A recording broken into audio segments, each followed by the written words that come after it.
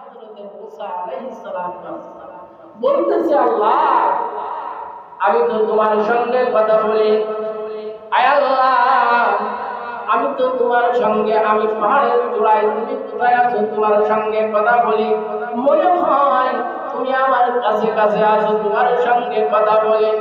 আল্লাহ ডাকতে বলে, মুসা তোমার সঙ্গে আমি কথা বলি ঠিক আছে, আমার তোমার সঙ্গে আমার ফারাক কতটুকু তুমি কি জানো নি? তোমার থেকে আমার ডিভাইডেড হচ্ছে ৭০,০০০ পর্দার দূরীভূত হয়েছে। ৭০,০০০ পর্দার থেকে আমি তোমার সঙ্গে কথা বলছি।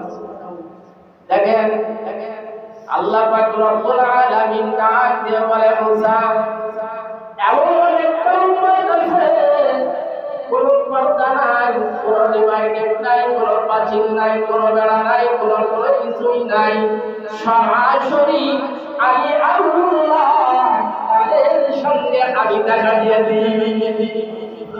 আমার কোন নবীর উম্মত যখন ৫ ওয়াক্ত নামাজে দাঁড়িয়ে যায়, নামাজে দাঁড়িয়ে যখন সিজদায় দিয়ে যায়, যখন সুবহানা রাব্বিয়াল আলা, যখন আল্লাহ আমার পবিত্র নাম ধরে যখন ডাকাই, আমি আল্লাহ সরাসরি এই সিজদার মধ্যে আমার বান্দার সঙ্গে, আখির জামানার পয়গম্বরের নবীর উম্মতের সঙ্গে আমি আল্লাহ দেখা দিয়ে দিই।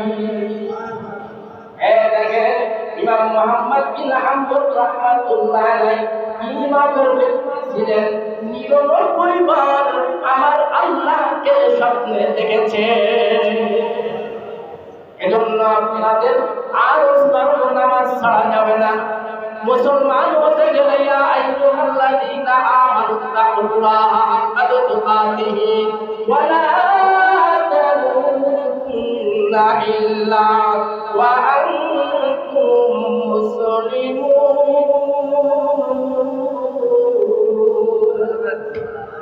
আমার আল্লাহ বলেন, ভয় করার মতন করে ইমানদারেরা কেমনে ভয় করলে আমি আল্লাহ খুশি হই, পয়গম্বর খুশি হয়। শুধু ভয় করলে হবে না, মুসলমান না হয়ে তুমি কবরে আইছো না।